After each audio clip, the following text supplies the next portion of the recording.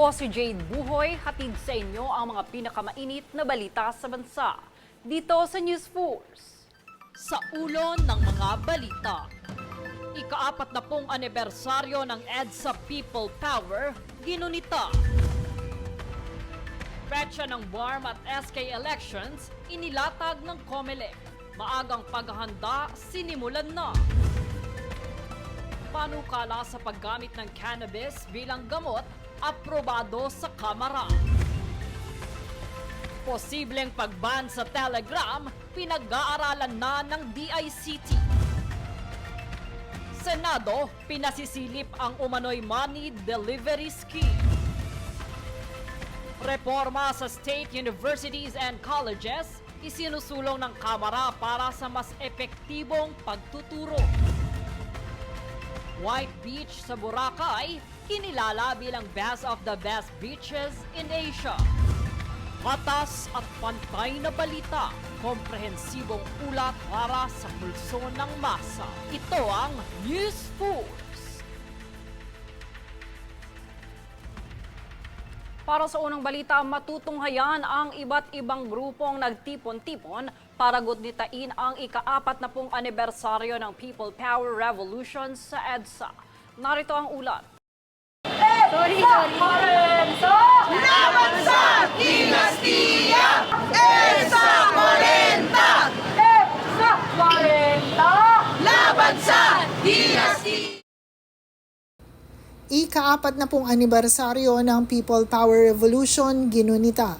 Nagkita-kita ang iba't ibang grupo na nagsimula sa EDSA Shrine at maayos na nagmarcha patungong People Power Monument Miyerkules ng umaga upang gunitain ang mapayapang People Power Revolution noong 1986 kung saan napatalsik ang dating Pangulong Ferdinand Marcos at nagbigay daan upang maibalik ang demokrasya sa bansa. Mahigit 2,000 pulis naman ang itinalaga upang masiguro ang kaayusan sa naturang lugar. Bandang 8:00 ng umaga nang magsimula ang marcha ng mga religious leaders at iba't ibang civil society groups, gayon din ang mga kinatawan ng National Historical Commission at EDSA People Power Commission, mga kaanak ni dating Pangulong Corazon Aquino at gaya rin noong 1986, nakita din ang presensya ng mga madre at mga estudyante. Pagdating ng People Power Monument, nag-alay ng bulaklak at dasal ang mga lumahok sa pagtitipon at nagkaroon din ng pag-awit ng mga makabayang kanta. Tanong sa akin palagi ng mga tao, bakit parang walang nangyari? Kasi pinatalsik yung tatay, ang presidente natin ngayon yung anak. Bakit ganon? Sabi ko kasi 3 bagay hindi natin ginawa. Hindi tayo nagbantay. Nung umupo na si Cory, hindi na tayo nagbantay. Nag-relax na tayo. Pangalawa, hindi natin pinagpatuloy ang paglilinis. Pangatlo, hindi natin pinalakas ang mga institusyon. Number 1 na institusyon na hindi pinalakas, education. Dapat nagkaroon ng martial law studies. Dapat nagkaroon ng textbook on martial law. At dapat na sa curriculum ng elementary, high school, college, ang martial law. Wala eh. So therefore, yung 40 years na yon na dumaan, maraming hindi naiintindihan kung ano nangyari, kung bakit nagkaroon ng People Power Revolution. Dahil may martial law, may kung ano-anong abuso, patayan, nakawan, lokohan, pagwasak ng mga institusyon ng isang diktador. At lumaya tayo doon. At ang problema, nag-relax, hindi nagbantay, hindi pinagpatuloy paglilinis, hindi pinalakas mga institusyon, lalo na ang edukasyon. Ang EDSA po ay hindi naman lang tungkol sa pagtatalsik sa isang diktatorya, hindi pagbabalik ng demokrasya sa Pilipinas. At yun ay hindi kayang gawing overnight, kumbaga ay work in progress po yan. Kaya po tayo nandito para kumpletuhin ang mga pangarap ng EDSA mula pa ng 1986. At handang-handa po kami hanggang sa huli na wakasan ang mga political dynasty at linisin ang pamahalaan para mawala ang korupsyon.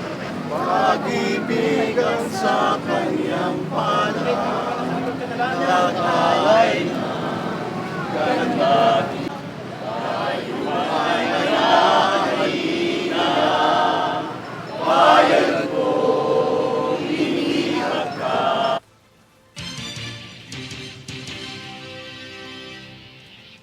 Sa ibang balita, maaga pa lamang ay naghahanda na ang Commission on Elections o COMELEC para sa nakatakdang halalan sa Bangsamoro Autonomous Region in Muslim Mindanao o BARM sa Setyembre na taong 2026 at sa Sangguniang Kabataan Elections sa November 2026 na ito ay ayon kay COMELEC Commissioner Ernest Maceda Jr.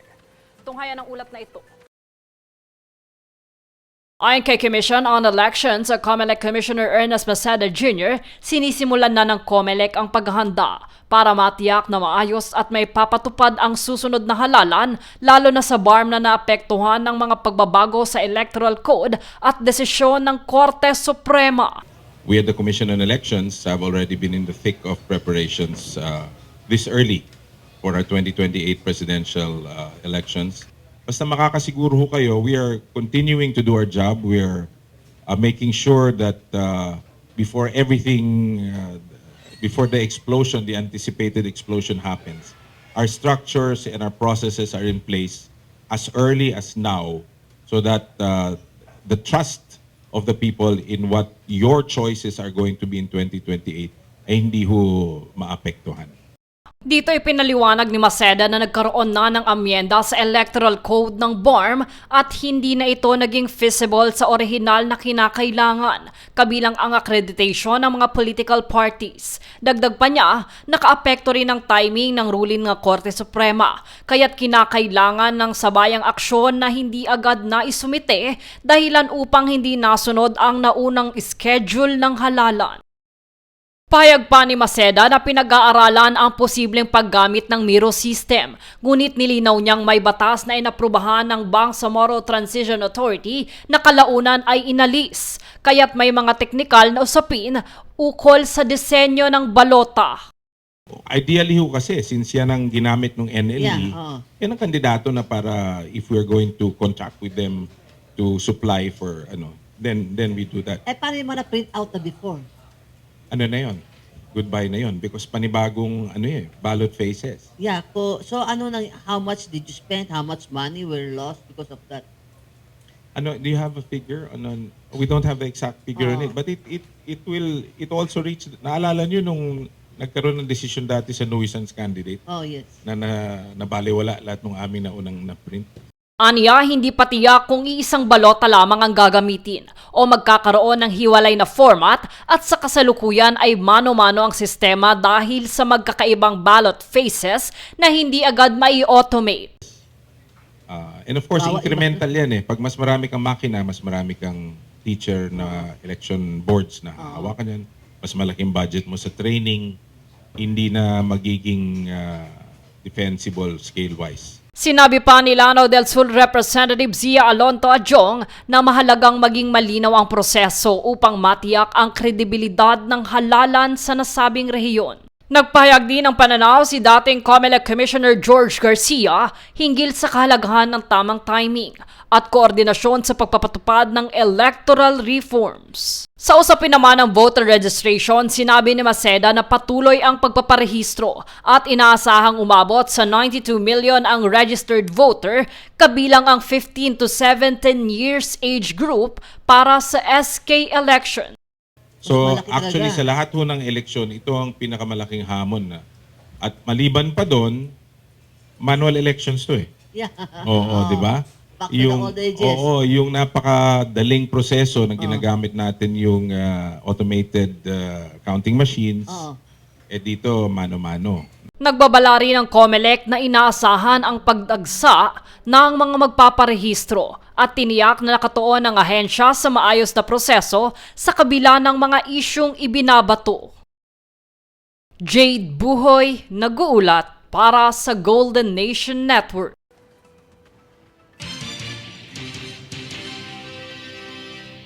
Samantala, kinonsidera na ng Department of Information and Communications Technology o DICT ang posibleng pag-ban sa messaging platform na Telegram dahil sa umano'y issue ng cybercrime kabilang ang online gambling at exploitation. Nakipag-ugnayan na si DICT Secretary Henry Aguda sa parehong Telegram at Meta upang pag-usapan ang mga nasabing issue. Binigyan din naman ng kalihim na non-negotiable ang sex exploitation at child abuse at sakaling hindi ito maaksyonan, hahangarin o ibablock na ng bansa ang naturang platform.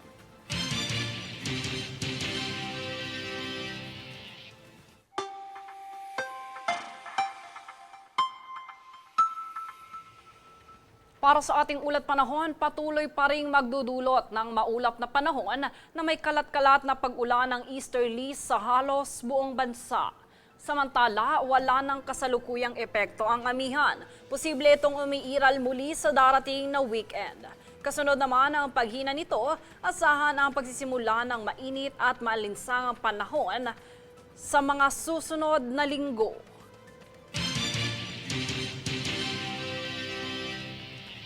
Susunod sa News Force. Senado pinasilip ang umano'y money delivery scheme at ugnay sa ICC. Reforma sa mga SUCs isinulong ng Kamara para sa mas epektibong pagtuturo. White Beach sa Boracay kinilala bilang best of beach sa Asia. Manatiling nakatutok para sa higit pang mga balita sa pagbabalik ng News Force.